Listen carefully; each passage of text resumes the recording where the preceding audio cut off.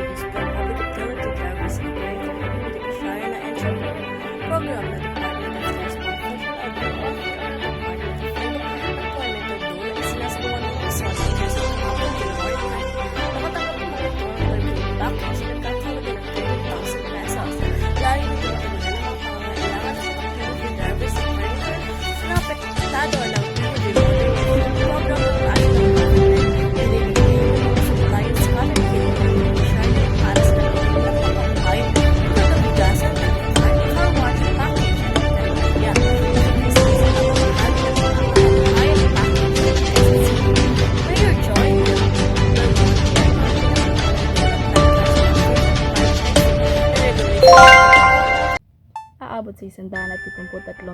Public Utility Drivers in American Community Beneficiary na entrepreneur program ng Department of Transportation at the Department of Employment of DOLE ay sinasagawa ng Quezon sa Quezon hapon January 9. Nakatanggap ng mga ito ng welcome package na nagkakalaga ng 30,000 pesos. Layo nito na tulungan ng mga pangangailangan ng mga PUV drivers at furniture na apektado ng PUV modernization program ng national government. Binibigay ng mga suppliers scholarship ng beneficiary para sa kanilang pamamahay ng kabigasan ng car wash package at enerhiya. Nakikisa sa pamamahay ng mga pamamahay package ng SSC. Mayor Joy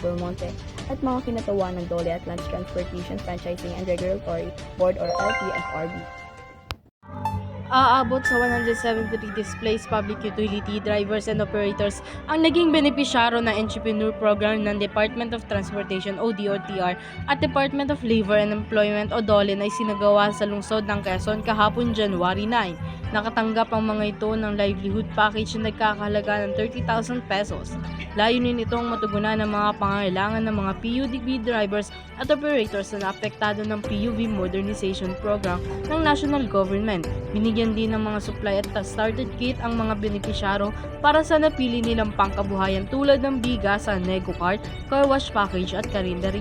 Nakiisa din sa pamamahagi ng pangkabuhayan package sina Quezon City Mayor Joy Belmonte at mga kinatawan ng DOLE at Land Transportation Franchising and Regulatory Board of OLTFRB.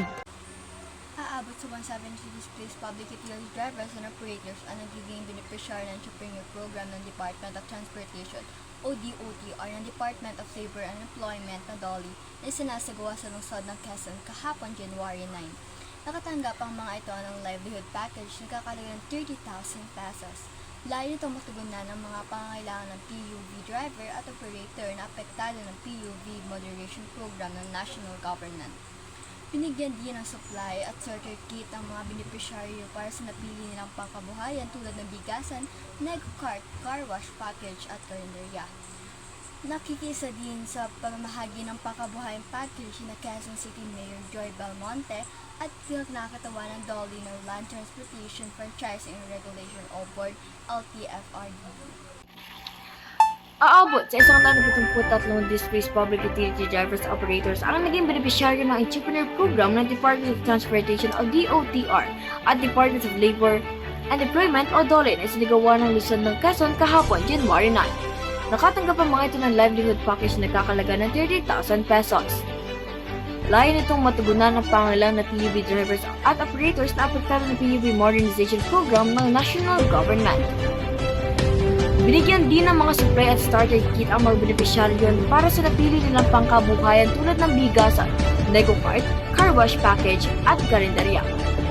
Nakiisa din sa pamamahagi ng pangkabuhayan package ng Quezon City Mayor Joy Belmonte at mga kinatawan ng DOLE at Land Transportation Franchising and Regulatory Board or LTFRB.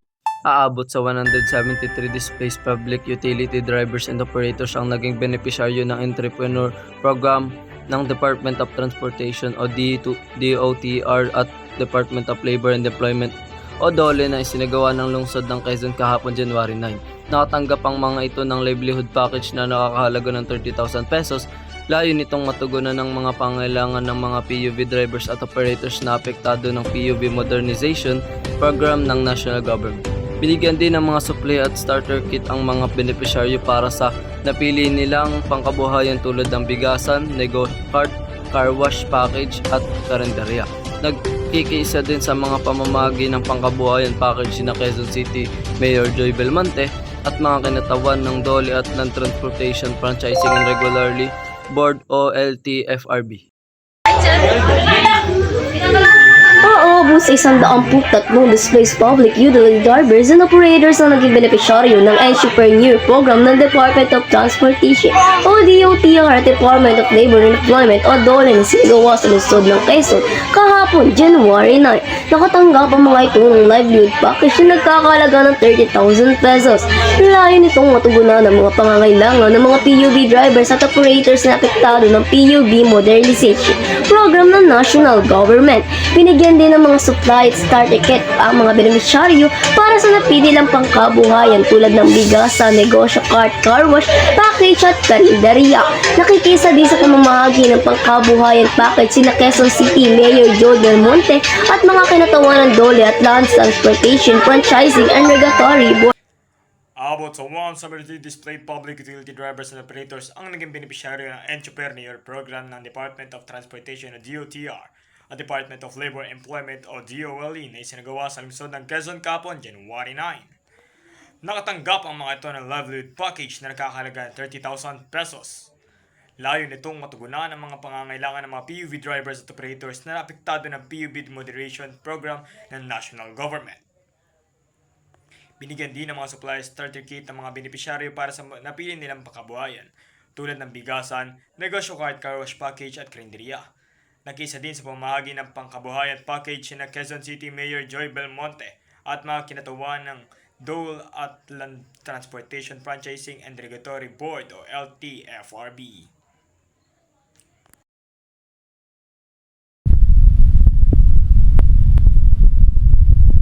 Aabot sa 173 displaced public utility drivers and operators ang naging beneficiary ng Entrepreneur Program ng Department of Transportation o DOTR at Department of Labor and Employment o DOLE na isinagawa ng lungsod ng Quezon kahapon, January 9. Nakatanggap ang mga ito ng livelihood package na nagkakahalaga ng 30,000 pesos.